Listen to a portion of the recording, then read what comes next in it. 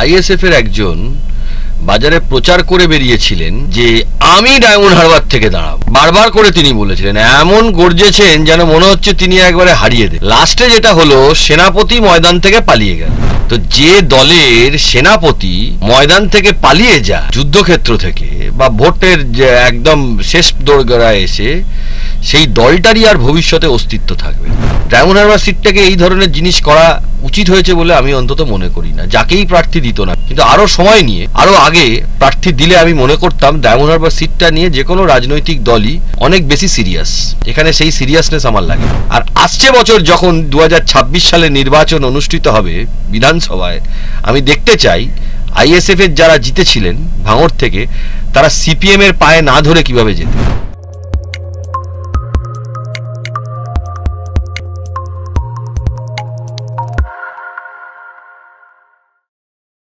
Diamond হারবারে BJP তার প্রার্থী ঘোষণা করেছে অভিষেক ব্যানার্জির বিরুদ্ধে।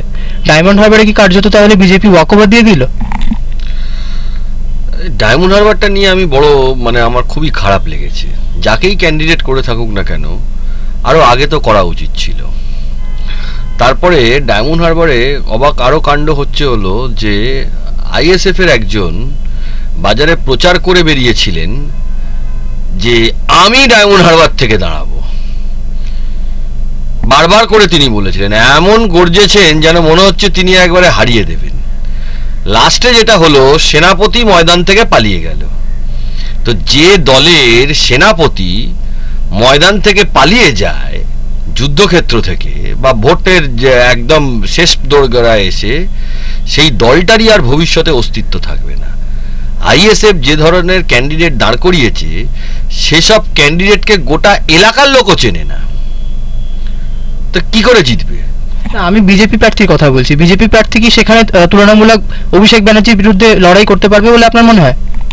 দেখুন, আমার ব্যক্তিগতভাবে যেটা মত, সেটা হলো ডায়মন্ড হারবার সিটটা প্রায় ফাঁকা ছেড়ে দেওয়ার মতনই হয়েছে যে কোনো দলেরই, আমি বলবো।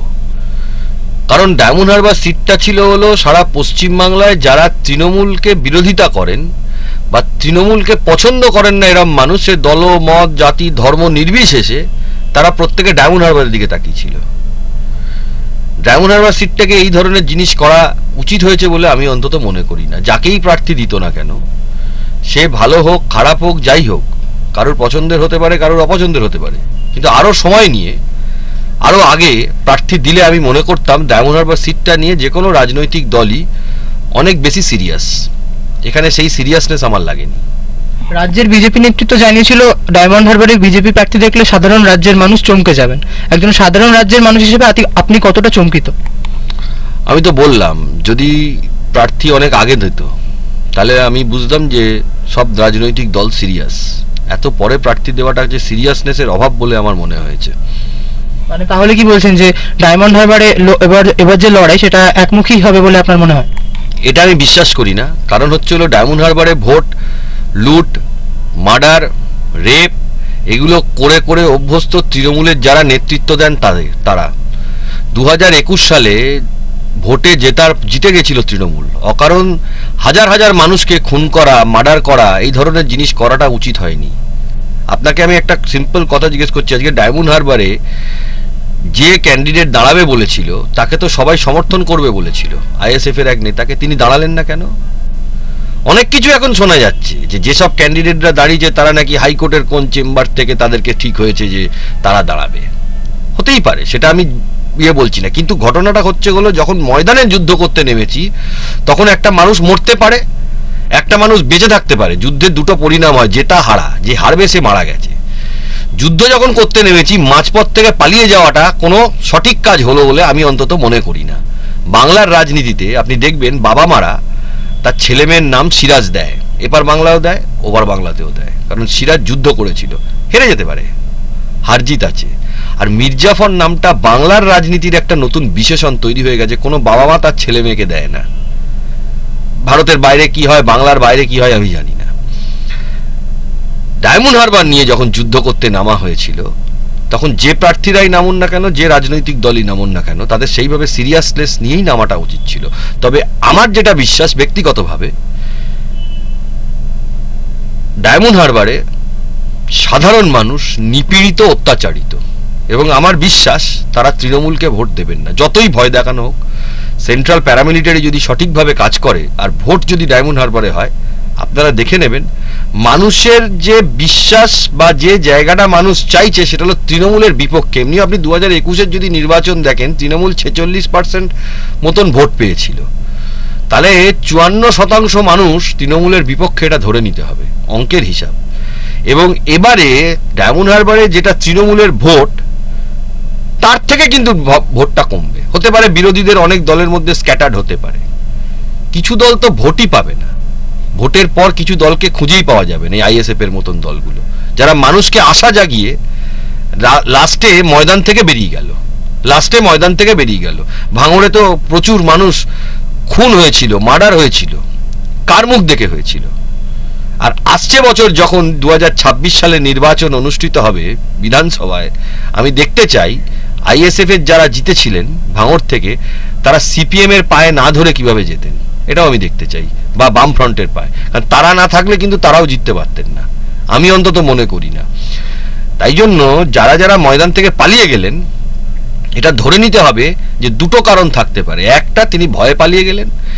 দ্বিতীয় কারণ হতে পারে ভেস্টেড ইন্টারেস্টে পালিয়ে গেলেন। এর থেকে বেশি কিছু বলার নেই। আর যেসব ক্যান্ডিডেটরা দাঁড়িয়েছেন, কেউ ভাবছে হয়তো ভোট কাটবে, কেউ ভাবছে হয়তো এ করবে। আরে ভোটটা কাটতে গেলেও তো তার কিছু ভোট লাগবে। যার ভোটই নেই সে ভোটটা কাটবে কি করে? প্রত্যেকটা নির্বাচনে যত রাজনৈতিক দল আছে, ম্যাক্সিমাম রাজনৈতিক দল ডেমি ক্যান্ডিডেট দেয়, এটা সবাই জানে। এই যে সুজয় কৃষ্ণ ভদ্র, তিনিও তৃণমূলের ডেমি ক্যান্ডিডেট ছিলেন। তাই যেই ডেমি ক্যান্ডিডেট দাঁড়াক না কেন, তাদের প্রত্যেকের 5,000, 10,000, 15,000, 20,000 লোকসভায় ভোট হয়। ওই ভোটে জেতা বা হারা বা ভোট কাটা কোনোটাই মাইনে রাখে না। কারণ লোকসভার ভোটারের সংখ্যা হলো 15 লাখ। কারোর যদি নিজস্ব 1.5 লাখ বা 2 লাখ বা 1 লাখও ভোট থাকে, তাহলে সে কাটার জায়গাতেও অন্তত তাকে ধরা যেতে পারে, সেটাও আসবে না। কারণ জমানত বাজেয়াপ্ত, যেটা সিকিউরিটি ডিপোজিট ফরফিট বলে, সেটা ফরফিট করে নেয় বলে 16.7% ভোটের, 1/6। তার তলার ভোটগুলোকে ভোটার মানে জেতা হারারই কোনো হিসাবে রাখে না, হলো ইলেকশন কমিশনের সরকারি রেকর্ডটাই বলছে। তাই এরা তার থেকেও হয়তো কম ভোট পাবে। মুখ্যমন্ত্রী মমতা বন্দ্যোপাধ্যায় আজ জনসভা থেকে বলছেন যে কেন্দ্রে ইন্ডিয়া জোট তিনি তৈরি করেছেন এবং তৃণমূলই নাকি এই জোটের নেতৃত্ব দেবে ভবিষ্যতে। মমতা বন্দ্যোপাধ্যায় কি বলবেন সেটা দিয়ে তো কিছু যায় আসে না। ওনার দলটা হলো আঞ্চলিক দল, পশ্চিমবাংলার বাইরে নেই। এখন অন্যান্য রাজনৈতিক দলের কিছু পায়ে পড়ে অন্যান্য রাজ্যে তাকে প্রার্থী দিতে হচ্ছে, যাতে করে কিনা ভোট সংখ্যাটা বা প্রার্থী সংখ্যাটা বাড়াতে পারে। তাই উনি কি বলবেন, তৃণমূল উনি নিজে প্রধানমন্ত্রী ভেবে বসে আছেন। তা কি করা যাবে? এরকম ভারতবর্ষে আপনি নেতা দেখেছেন যে নিজেই নিজেকে প্রধানমন্ত্রী ভেবে বসে আছে? তার দলের লোকরা সকাল থেকে রাত পর্যন্ত ভাবে যে মমতা ব্যানার্জি প্রধানমন্ত্রী। তো এরকম দলের কোনো বিশ্বাসযোগ্যতা ভারতবর্ষের রাজনীতিতে আছে বলে আমি অন্তত মনে করি না। আরো একটা জিনিস আমার মনে পড়ে গেল ডায়মন্ড হারবার দেখে, যে তৃণমূল বা বিজেপির অনেক সময় নেতা নেত্রীরা বলেন যে তৃণমূল মানেই বিজেপি, বিজেপি মানেই তৃণমূল। ডায়মন্ড হারবারটা নিয়ে যে কি হলো সেটা আমি নিজেও বুঝতে পারলাম না। অসংখ্য ধন্যবাদ স্যার আপনাকে।